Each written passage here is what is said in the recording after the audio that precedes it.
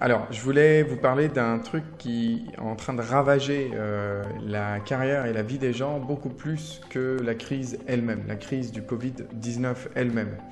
Et c'est absolument impressionnant. Donc la crise du Covid-19, elle existe, elle est là. Mais ce qui aggrave les choses, qui les multiplie par 10, c'est la peur. Alors au niveau des sociétés, la peur de ne pas voir l'incertitude du futur, la peur que les choses continuent, la peur que le marché s'aggrave, qu'on va perdre nos clients, etc., fait qu'ils prennent des mesures préventives. Donc ils ne prennent pas des mesures nécessaires à maintenant, ils prennent aussi des mesures pour le futur. La peur chez les personnes, ça fait que ils se disent mince alors, il y a rien, ça craint et on magnifie. Donc c'est comme si maintenant dans tout le marché de l'emploi, il n'y a plus d'emploi, d'accord?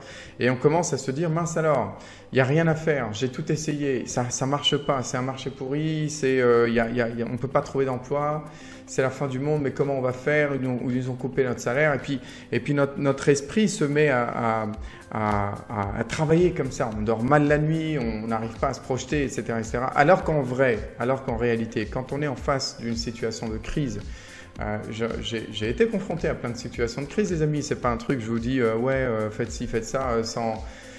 Avant que j'ai l'audace de faire certaines vidéos, les amis, j'ai eu un vécu aussi.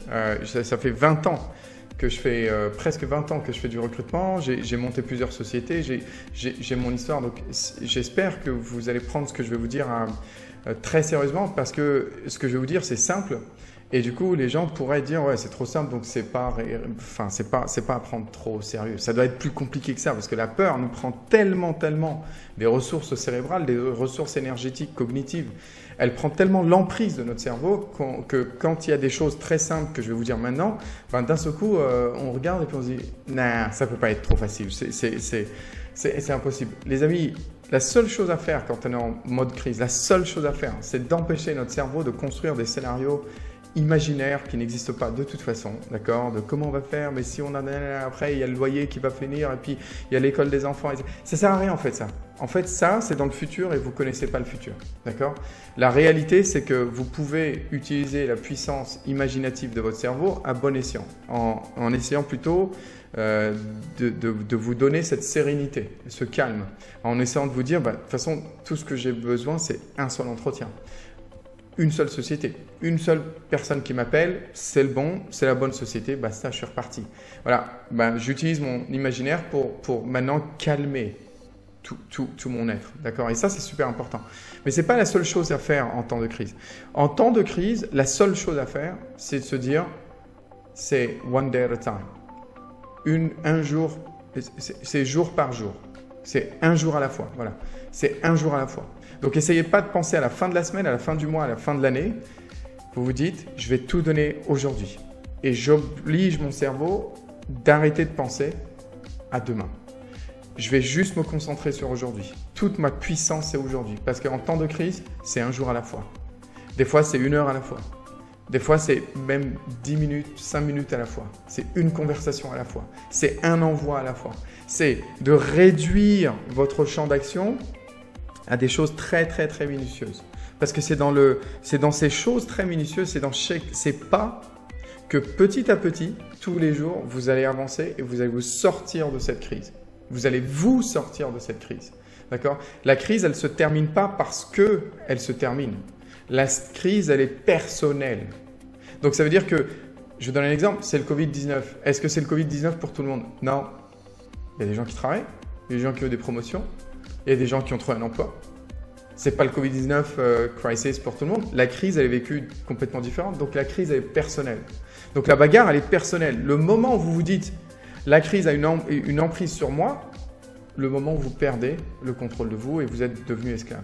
Revenez à la maîtrise de vous-même, de vos émotions, de votre intellect en vous disant je vais juste me concentrer à la journée. Je vais juste faire aujourd'hui la meilleure chose que je puisse faire.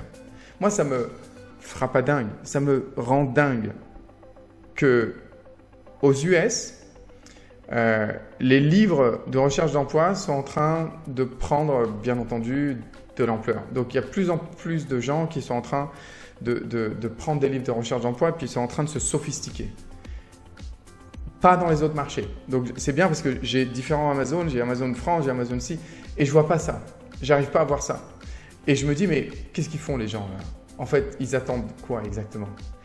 S'il y a un truc qu'il faut discerner, donc hier je discutais avec une amie qui me dit, le mari de son ami, eh bien lui il a perdu son travail et je lui dis, mais, lis mon livre, tu as une copie, donne-lui une copie gratuite, voilà, the end. Et il dit, ouais mais il est pas trop livre, etc. Et j'ai dit, mais waouh, donc t'es pas trop livre, mais t'es trop quoi? Crise? T'es trop quoi? Sans emploi?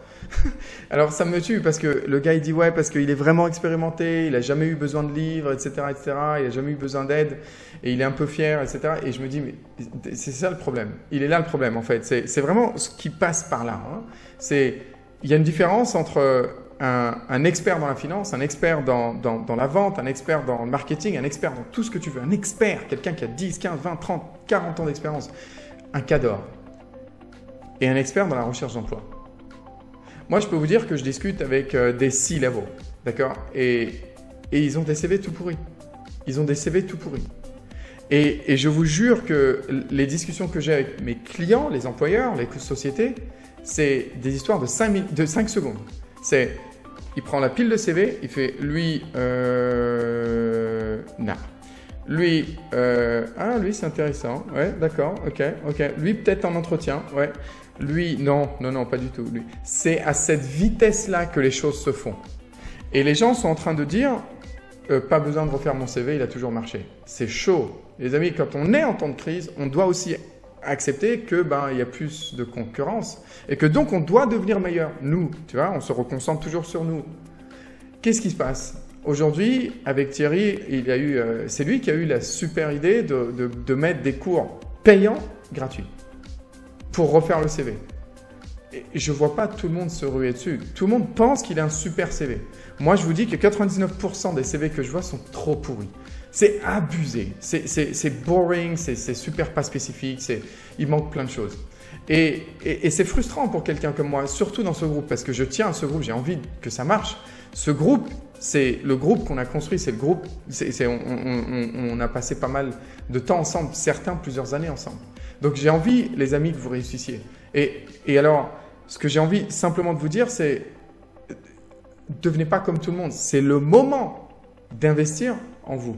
De vous dire, il faut que je devienne non pas un des recherches d'emploi parmi tant de chercheurs d'emploi, un des chercheurs d'emploi parmi tant de chercheurs d'emploi, mais plutôt, je dois devenir le chercheur d'emploi le plus efficace, le meilleur chercheur d'emploi. Peu importe ce que vous faites, marketing, IT, finance, commercial, on s'en fiche.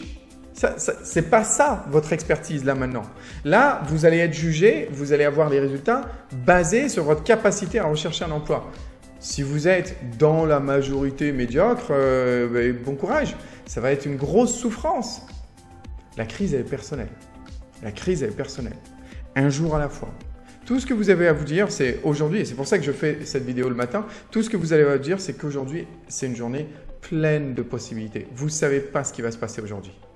Ça va être plein de possibilités. Et imaginez, il y a un téléphone qui peut sonner aujourd'hui. Il y a quelqu'un qui peut vous inviter en entretien d'embauche. Peut-être votre CV va être revu plusieurs fois. Il y a plein de possibilités aujourd'hui. Et avec chaque jour, vous avez la même chose, la même possibilité. Mais concentrez-vous juste sur aujourd'hui. N'essayez pas de vous dire « ouais, parce que là, ça craint, si je ne trouve pas de boulot avant telle date, je dois rentrer, etc. » Ça ne sert à rien. C'est de l'imaginaire. Concentrez-vous, revenez, prenez toutes vos capacités cognitives sur la journée d'aujourd'hui, sur le présent. Parce qu'en réalité, votre force, elle est dans le présent.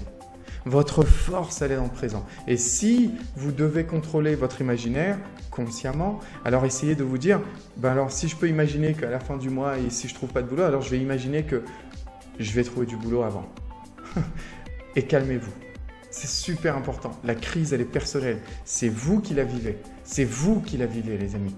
Donc, essayez pas de vous dire, ouais, c'est pareil pour tout le monde. Ça ne marche pas comme ça. Voilà, c'est juste ce que je voulais partager avec vous, les amis. J'espère que ça vous aide un petit peu. N'hésitez pas, si vous avez des questions. Audrey qui dit, tout à fait, ne jamais garder le même, je l'ai constaté.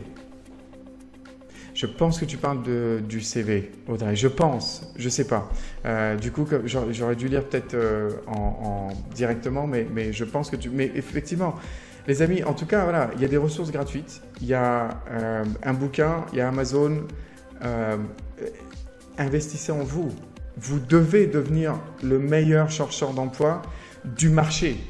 Vous devez être dans cette concurrence, non pas d'aller choper un job, mais d'être le meilleur expert de recherche d'emploi dans votre marché. Parce que c'est ça qui va vous permettre d'avoir des opportunités de carrière, du choix. C'est ça qui va vous permettre de sortir de la crise. Ce n'est pas votre expertise actuelle. Et donc, c'est pour ça que l'exemple de la dame, de mon ami qui avait le mari de son ami qui disait « Ouais, pas besoin, moi je suis super expérimenté, pas besoin d'apprendre à comment faire un CV, etc. Ça a toujours marché. » Je suis en plein recrutement et je passe sur des CV. Je pense que je suis à 1 seconde et demie de lecture par CV et bam, j'avance. J'ai pas le temps. J'ai de la concurrence, j'ai des autres agences et c'est à cette vitesse-là, les amis. C'est ce que j'ai mis en place pour vous dans ce groupe avec toutes les vidéos, avec sur la chaîne Carrière Express qu'on a mis en place. Les amis, c'est le moment de l'utiliser. Ce livre, il est bon. Il est bon ce livre. Il est très bon ce livre. Et je le sais parce que regardez les revues du monde entier, que ce soit en Australie, en Amérique, en Inde, en France, peu importe, les gens l'ont lu et c'est une révolution de leur recherche d'emploi. Alors investissez en vous, ne vous dites pas non mais parce que le marché peut-être blablabla. C'est ça la crise. La crise c'est nous. Et la peur, c'est la chose qui va vous faire plus mal que la crise. Cette peur du futur. Parce que vous allez vous diluer votre esprit. Au lieu qu'il soit concentré sur le présent, il va être dilué sur la durée. Il va aller vous emmener sur « Ah, si je trouve pas de boulot avant ce mois-ci, on va partir, on va galérer. » Et en plus, et puis mettre la pression sur le conjoint. Parce que des fois, tu as des pressions sur le conjoint parce qu'on flippe nous-mêmes, alors on a la pression. « Non, et ça va toi, ton boulot ?»« Ah ben non, tu acceptes pas une réduction salariale. » Enfin, les amis, c'est une crise. Ok, d'accord. Mais la crise, elle est personnelle. Je l'ai dit assez de fois. C'est dans quelques temps, on va regarder et on va se dire en fait, on a survécu. Rappelez-vous les amis, il faut absolument que la motivation, les énergies, elles soient positives là pour que là ça marche. Et c'est vraiment important de prendre de la distance, non pas laisser la peur créer de la distance en vous disant ah, j'ai plus que 3 semaines, j'ai pas assez d'épargne, ça c'est le futur, c'est imaginaire, ça n'existe pas, d'accord ? Mais essayez de prendre de la distance en vous disant « Mais c'est quoi qui me rend heureux? C'est pas un job. Moi, ce qui me rend heureux, c'est d'avoir à manger. Moi, ce qui me rend heureux, c'est d'avoir un toit. Moi, ce qui me rend heureux, c'est d'avoir des gens qui m'aiment. » Prenez de la distance. Et ça s'appelle la gratefulness. Être grateful, remerciant. Je ne sais pas comment on dit. Donc en fait, ça s'appelle, voilà, être grateful. Et ça, les amis, c'est ça qui est super important. Parce que quand vous calmez ici, là, ça suit. Et vous allez vous reconcentrer. Et c'est une bagarre contre vous-même.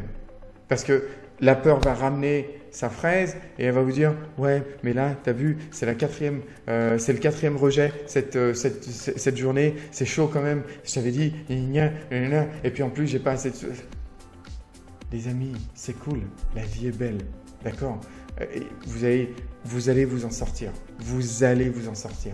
La crise, vous allez voir que c'est personnel et vous allez aussi voir qu'après, vous serez content. Vous vous direz, mais en fait, finalement, c'est bien parce que là, je suis mieux. La crise a toujours nettoyé les choses, a toujours amélioré les choses. Pas pour le moment, pas pour le moment. Mais là, j'espère que vous allez le voir. Je vous abandonne, les amis. Je vous laisse tranquille. Merci beaucoup, tous ceux qui, ce matin, ont trouvé le temps de nous rejoindre. 1000 merci et je vous dis à très bientôt. Les amis, partagez. Je vous en prie, vous avez tous la possibilité d'appuyer sur un bouton et de partager et d'aider quelqu'un d'autre. Que ce soit une personne taguée, que ce soit dans d'autres groupes, peu importe.